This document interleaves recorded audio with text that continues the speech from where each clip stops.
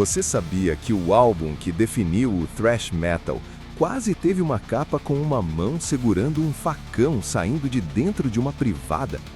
E que o nome original não era Kill 'Em All, mas sim Metal Up Your Ass? Ou, em bom português, metal no seu... Bom, você entendeu. As gravadoras disseram não, acharam obsceno, e a resposta do baixista Cliff Burton foi curta e grossa. Esses filhos da puta das gravadoras, matem todos eles, Kill 'Em All. Foi assim, na base da raiva, da rejeição e da vontade de destruir tudo, que nasceu o Metallica. Hoje, no Frequência Pesada, a gente vai mergulhar na história real, suja e cheia de tretas do álbum que começou tudo. A gente vai voltar para o início dos anos 80.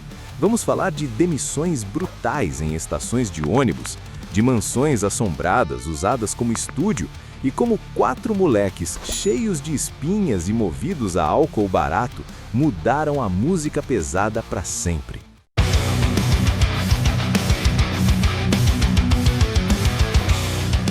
A maior banda de metal do mundo nasceu de uma mistura que tinha tudo para dar errado. De um lado, Lars Ulrich, um dinamarquês baixinho, filho de tenista profissional que se mudou para a Califórnia para seguir a carreira do pai. Mas, em vez de tênis, ele ficou obcecado pela New Wave of British Heavy Metal, a nova onda do heavy metal britânico, bandas como Diamond Head e Iron Maiden, que ninguém conhecia nos Estados Unidos. Do outro lado, James Hetfield, um cara super introvertido, que trabalhava numa fábrica de adesivos e vinha de uma família com uma criação religiosa extremamente rigorosa. Eles se conheceram no final de 1981, através de um anúncio de jornal. E o primeiro ensaio foi um desastre completo. O James contou depois que o Lars não conseguia segurar o ritmo e que os pratos da bateria viviam caindo quando ele batia forte. Mas o Lars tinha uma coisa que o James não tinha, a lábia, o networking. Ele garantiu uma vaga numa coletânea chamada Metal Massacre, antes mesmo de ter a banda de verdade. Foi essa malandragem que convenceu o James a fechar a parceria. Eles gravaram a primeira versão de Hit the Lights para essa coletânea, com uma formação que nem é a clássica, com um amigo do James, Ron McGovney, no baixo e um guitarrista convidado só para o solo. O som era cru, de garagem mesmo. Mas o Metallica que a gente conhece, aquela agressividade, isso só chegou com um cara chamado Dave Mustaine. Eles acharam o Mustaine em outro anúncio de jornal. O cara chegou no ensaio, começou a aquecer em outra sala e o contrataram antes mesmo de tocarem juntos. Por quê? Porque o equipamento dele era melhor e a técnica dele era insana. O Mustaine transformou o Metallica de uma banda de garagem numa força criativa. Ele trouxe velocidade e riffs complexos que obrigaram o James a tocar melhor para acompanhar. Músicas como Jumping the Fire, Phantom Lord e Metal Militia têm o DNA do Mustaine.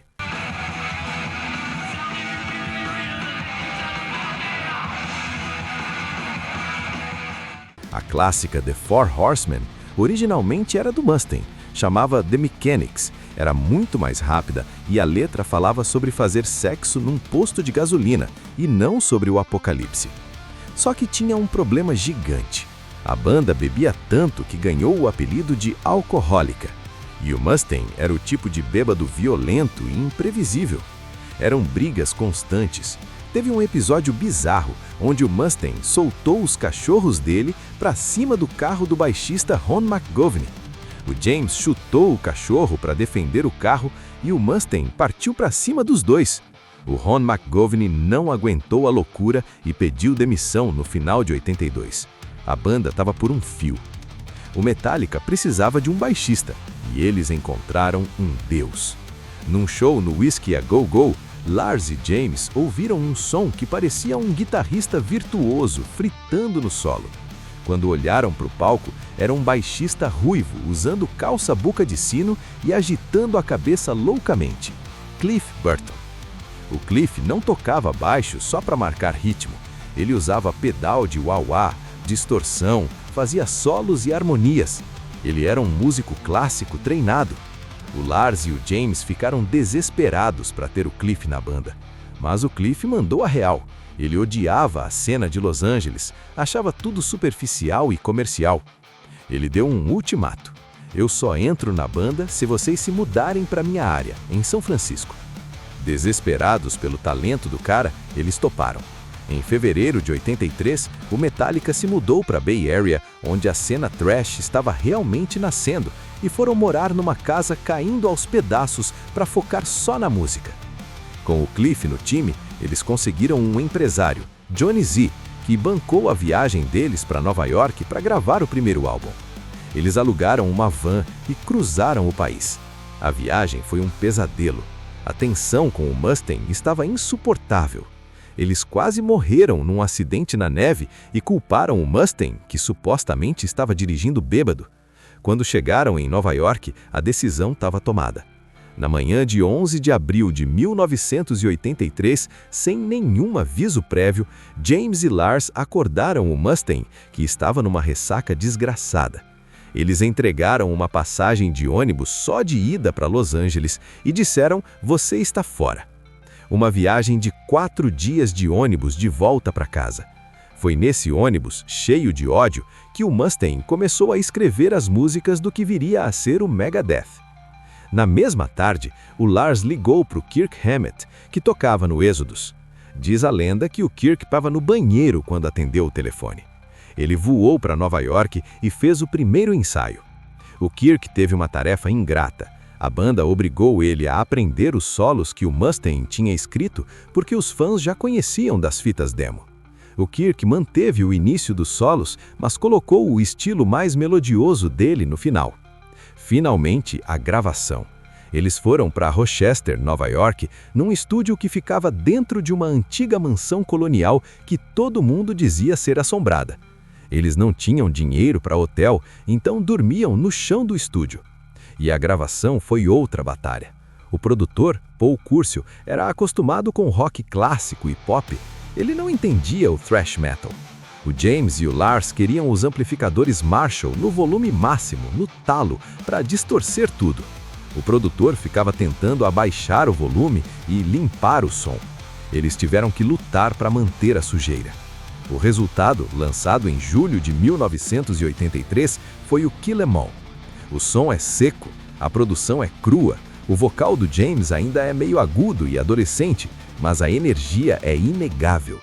Eles criaram a fórmula do thrash ali, a velocidade rápida de palhetada para baixo na corda Mi grave em Whiplash, o bumbo duplo rápido que o Lars adaptou do Motorhead e as estruturas complexas de música que não eram só verso-refrão.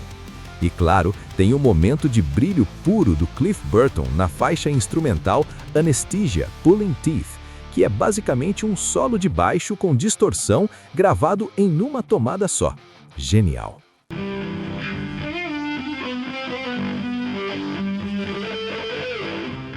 Kill 'Em All não foi um sucesso de vendas imediato. Ele vendeu pouco no começo.